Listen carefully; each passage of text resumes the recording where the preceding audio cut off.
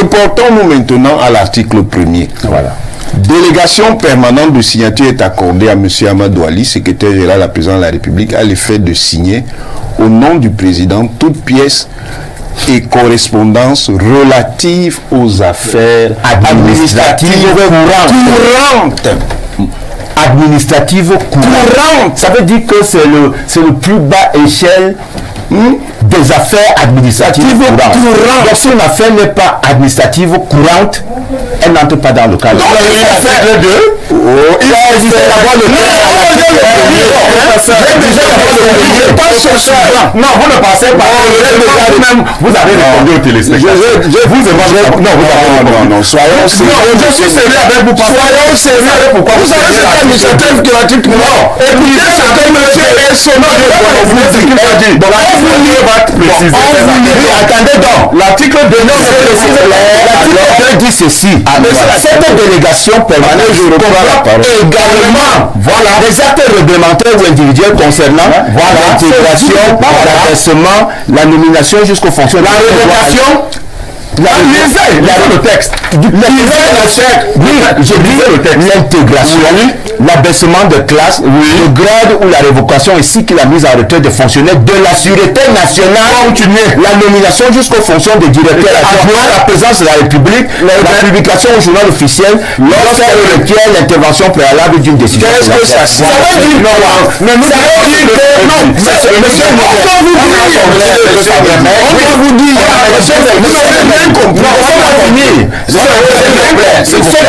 Monsieur Somongo. Attendez d'abord.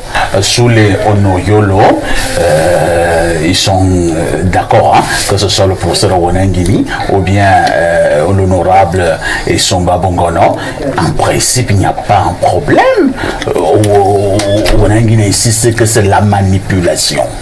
Ce que j'aime avec Wanangini, c'est que de temps en temps, il veut glisser. Mais son passé son passé le passé de Wanangini ça fait quoi ici, c'est ça le débat.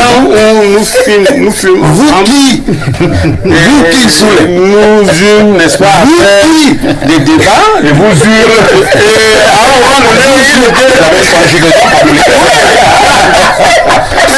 est-ce que je parle à vous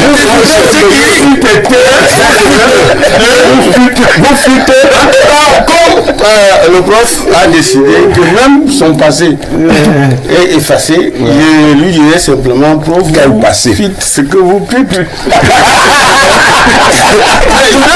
Je vous l'ai dit tout à l'heure du temps où il était agréable à écouter. Il nous disait que le président Biya était roi, à la fois empereur et pharaon.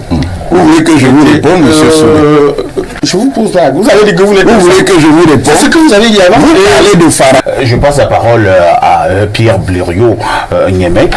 Pierre Blériot-Niemek, c'est quand même un problème sérieux. Si tout un ministre d'État, secrétaire général à la présidence de la République, peut maintenant relayer les hautes instructions venant du président de la République et que certains ministres ou certaines organisations mettent en doute ces hautes instructions et un souci. Et je le disais en ouverture de ce programme Pierre Blériot, nous aurons également pour prétexte ce matin la dernière sortie du ministre de la Justice, garde des Sceaux, le ministre d'État Laurent Esso, qui dans un éditorial fait comprendre, appelle ses magistrats à résister fermement aux hautes instructions au Cameroun. C'est sérieux la Pierre Blériot.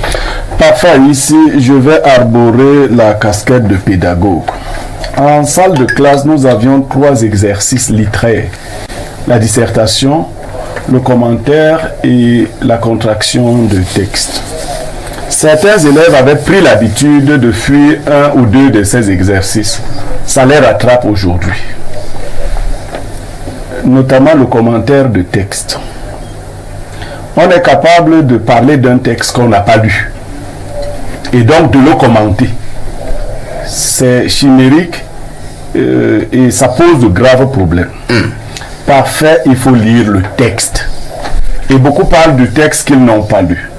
Je commence par une petite incorrection. Dans les hautes instructions, le SGPN ne relaie pas toujours ce qui est venu du chef de l'État. Le texte, de toute évidence, lui donne le pouvoir d'initier et de signer. Il faut qu'on comprenne. C'est-à-dire qu'il y a des textes qui proviendront de cet organe-là, qui n'auront même pas été lus par le chef de l'État. L'article 3, pour vous faire l'économie du texte, dit « Dans le cadre de la délégation permanente de signature, Monsieur Untel, ça peut être Amadou Ali, ça peut être le SGP, ça peut être Ngongo ou tout autre, discriminera lui-même les affaires qu'il estime opportun de réserver à la signature du président de la République. » Qu'est-ce que cela signifie? C'est-à-dire que certaines affaires ne seront pas portées à l'attention du président de la République pour signature. Et on précise dans quelles affaires. Le texte, il est grand. Donc je dis, à moins que ce texte soit faux, les hautes instructions ne signifient pas que chaque matin, Paul Biya dit à Ngongo, va dire ceci sur tel point. Non, ce n'est pas ce que ça signifie. Ça signifie que lorsqu'un dossier administratif arrive au niveau du SGPR, sur certaines questions qui n'engagent pas directement la souveraineté de l'État, le SGPR rédige un texte et il le publie. Ce texte le dit qu'il peut discriminer. Et le SGPR, bien n'est pas le premier. Aussi loin que je suis remonté, j'ai retrouvé un texte signé d'Amadou Aïdjo en 1975, s'adressant à Samuel Eboa. Et on dit dans le même texte, à une différence, un seul mot change, réservé à la signature du chef de l'État, du président de la République. Mais c'est la même chose. Ça veut dire quoi en clair?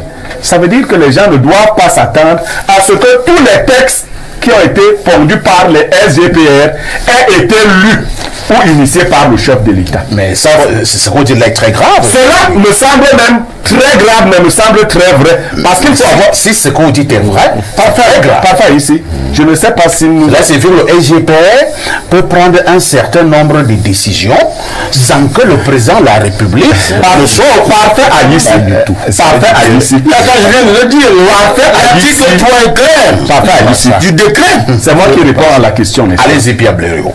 Les gens peuvent défendre l'indéfendable. Ce qu'il aurait fallu attaquer, c'était le décret.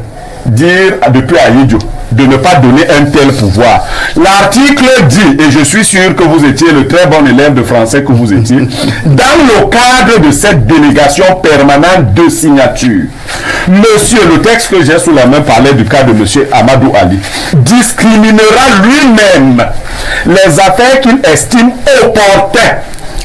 Ça veut dire que toutes les affaires ne sont pas opportunes.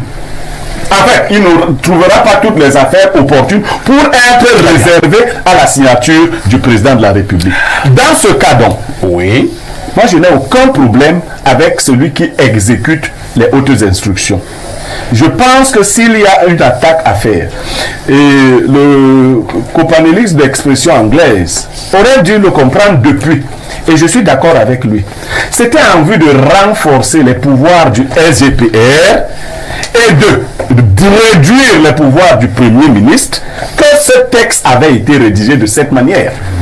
Ce n'est pas simplement une... Non, ça c'est mon ressentiment. Lorsque le RDPC, vous prendrez la parole, vous allez défendre le RDPC. Laissez-moi ne pas défendre le RDPC. On ne peut pas faire le même travail. C'est pas un débat du RDPC. Non, le RDPC va défendre le RDPC. Vous allez donc, je dis donc que le président de la République a donné, ce n'est même pas que Biya, un tel pouvoir au SGPR, et on ne peut pas s'en prendre au SGPR. Et je vais dire à Soul que dans le cas par exemple du staff de Lyon, je ne crois pas que ce soit une histoire qui doit forcément remonter au chef de l'État, contrairement à la valeur que vous voulez donner à cette affaire-là. Je crois qu'il, après avoir donné les grandes orientations... Alors, si je m'en tiens à ce que vous venez de dire là, Blériot, vous qui avez commenté le texte, oui, vous êtes revenu là au lycée, oui, alors, il est donc fort probable, oui, que pour le cas du dernier staff des Lions indomptables qui a été nommé, que ce ne soit pas une émanation du chef de l'État, mais plutôt une volonté du SGPR. Non, mais parfait, ici, nous avons interprété le même texte. Et je dis, ce ne serait pas violer son rôle que de le faire. Si nous en tenons à ce texte, je crois que les gens n'ont pas lu ce texte, ont souvent supposé que ce texte disait certaines choses. Je dis que le SGPR dans le cadre de l'exécution de ses fonctions, peut agir sans en référer directement au chef de l'État. C'est compris.